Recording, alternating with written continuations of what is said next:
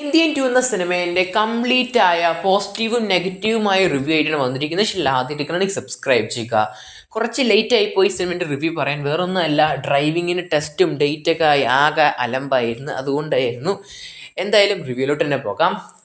സിനിമേൻ്റെ review നോക്കുകയാണെങ്കിൽ മൊത്തം 3 മണിക്കൂറിന് ഒരു വലിയൊരു പടമാണ് ഈ സാധനം. ഇതിൻ്റെ പോസിറ്റീവാണ് ഞാൻ ആദ്യമേ പറയുന്നത്. നെഗറ്റീവ് പറഞ്ഞാൽ അത് മാത്രമേ ഉണ്ടാകത്തുള്ളൂ. പോസിറ്റീവ് കുറച്ച് പറയാം. ശങ്കറിൻ്റെ ഡയറക്ഷനിൽ ഉണ്ടാകുന്ന മെയിൻ സാധനമാണ് പടത്തിലെ ക്വാളിറ്റി വിഷ്വൽസ്. അത് ഈ പടത്തിലുണ്ട്. പ്രൊമിസിങ് ആയ നല്ല രീതിയിലുള്ള VFX കാണാൻ സാധിക്കുന്നുണ്ട് സിനിമയിൽ.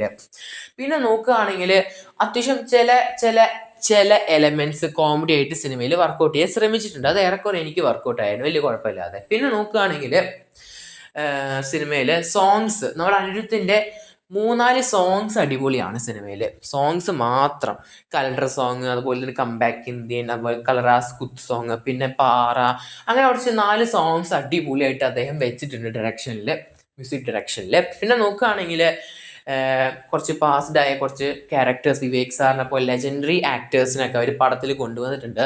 അതും നല്ലൊരു പോസിറ്റീവായ ഒരു സൈനാണ്. പിന്നെ നോക്കുകയാണെങ്കിൽ സിനിമയിൽ തേർഡ് പാർട്ടിൻ്റെ ഒഫീഷ്യൽ ട്രെയിലർ നല്ല രീതിയിൽ എന്തൊക്കെയോ വലുതാണെന്നൊരു രീതിയിൽ ഒരു ഹൈപ്പ് തന്നിട്ട് ക്രിയേറ്റ് ചെയ്തിട്ടുണ്ടായിരുന്നു. പിന്നെ നോക്കുകയാണെങ്കിൽ നമ്മുടെ ഇന്ത്യയിൽ അല്ലെങ്കിൽ സമൂഹത്തിൽ നടക്കുന്ന കുറച്ച് കാര്യങ്ങളൊക്കെ സിനിമയിലൂടെ അവർ പ്ലേസ് ചെയ്തിട്ടുണ്ട്. അത് എത്രത്തോളം സത്യമാണെന്ന് നോക്കുകയാണെങ്കിലും അതിൽ ചിലതൊക്കെ റിയാലിറ്റിയിൽ നോക്കുകയാണെങ്കിൽ സത്യം തന്നെയാണ്. അതൊക്കെ നോക്കുമ്പോൾ നമുക്ക് പോസിറ്റീവായിട്ട് പറയാം. പിന്നെ നോക്കുകയാണെങ്കിൽ ഉലകനായകൻ കമൽഹാസൻ്റെ നല്ല കിഡ്ലൻ പെർഫോമൻസ് അദ്ദേഹം ഈ വയസ്സിലും അയാൾ കാഴ്ച വെച്ചിട്ടുണ്ടല്ലോ നോക്കുമ്പോൾ അതും ഒരു പോസിറ്റീവ് സൈൻസ് തന്നെയാണ്.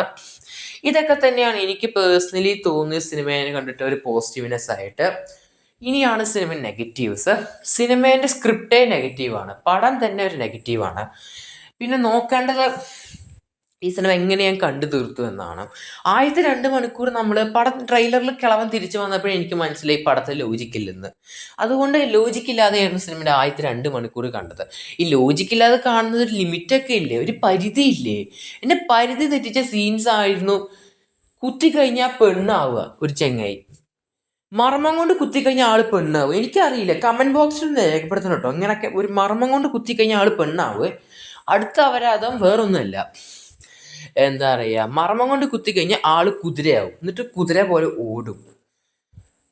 അതൊരു അവതാരം, അവതാരം എന്നൊക്കെ വേണമെങ്കിൽ പറയാൻ സാധിക്കും. പിന്നെ പാട്ട് പാടുന്ന ചിരിക്കാണ്ടെങ്കിലും എന്തോന്നറിയേ, മർമ്മം കൊണ്ട് കുത്തിക്കഴിഞ്ഞാൽ ആള് പാട്ട് പാടുക.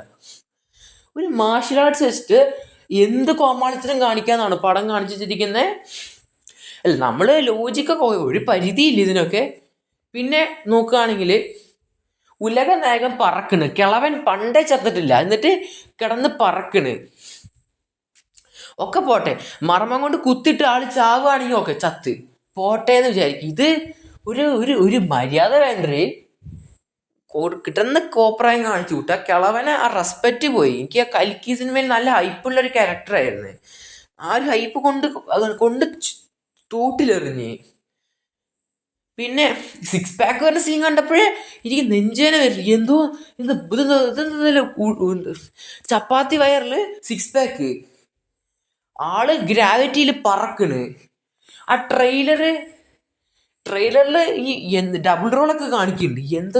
എന്തൊക്കെയോ അവരാതാണ്. ചൈനീസ് താത്ത പെട്ടെന്ന് തന്നെ ഹാഷ്ടാഗ് കൂടി വരുന്നു, കുറയുന്നു.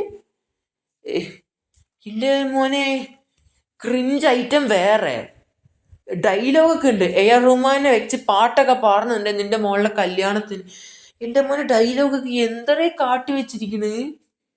അമ്മേ, 53 മിനിറ്റ് ഒന്നും കാണാൻ പറ്റില്ല, എടുത്ത് ഓടാൻ തോന്നും. അനിരുദ്ധിന് BGM എന്തായാൾ കാണിച്ചിരിക്കുന്ന BGM ആയിട്ട്. SJ സൂര്യ ഇൻട്രോ ഉണ്ട്, എന്തൊക്കെയോ കാണിച്ചിരിക്കും BGM ഒക്കെ. പണ്ടത്തെ ആ ഒരു സ്വാഗില്ല, വൈബില്ല BGMല്. ഒക്കെ മാസ്റ്റേഴ്സിൽ ആ ഒരു വിജയിന്റെ മാസ്റ്റർ സിനിമയിലെ ഇൻട്രോ, എൻ്റെ മോനെ ഇപ്പോഴും സാധനം ഗൂസ് ബംസ് ആണ്. കൊണ്ട് കളഞ്ഞിക്കണ് എല്ലാ ഡയറക്ടറിന്റെ വാല്യൂ, മ്യൂസിക് ഡയറക്ടറിന്റെ ആ BGMന്റെ വാല്യൂ എല്ലാം ഇതിൽ കൊണ്ട് കളഞ്ഞിക്കണ് പടത്തിനെ. നിങ്ങൾക്ക് ഒരു ഗതിയില്ലാതെ ഒന്ന് പ്രാന്തായി വരണമെങ്കിൽ ഈ പടം കാണാം, നല്ലൊരു ഓപ്ഷനാണ്. അല്ലെങ്കിൽ OTT റിലീസിൽ കാത്തിരിക്കുക, അല്ലെങ്കിൽ ഫസ്റ്റ് പാർട്ട് ഇപ്പോൾ റീമാസ്റ്റർ ആയിട്ട് നെറ്റ്ഫ്ലിക്സിലും സിംപ്ലി സൗത്തിലും ഉണ്ട്, അത് പോയി കാണുക. ഈ അപരാധം കാണരുത്, പോക്ക് സാധനോ.